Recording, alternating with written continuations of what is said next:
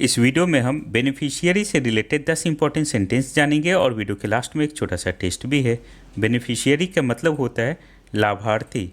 First sentence है he is the sole beneficiary of the will. Only the beneficiary can claim the property. The beneficiary signed the documents today. The beneficiary will receive the funds next week. The bank called the beneficiary about the account. Next sentence है the beneficiary's name is written in the will. The beneficiary received a letter from the bank. The beneficiary can access the money anytime. The beneficiary thanked everyone for their support. The beneficiary needs to provide identification to claim. अब आपके लिए छोटा सा test भी है। Beneficiary का Hindi meaning क्या होता है? दो ऑप्शन है, लाभार्थी या हानिकारक।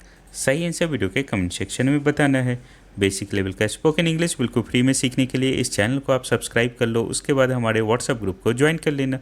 लिंक आपको वीडियो के डिस्क्रिप्शन में मिल जाएगा।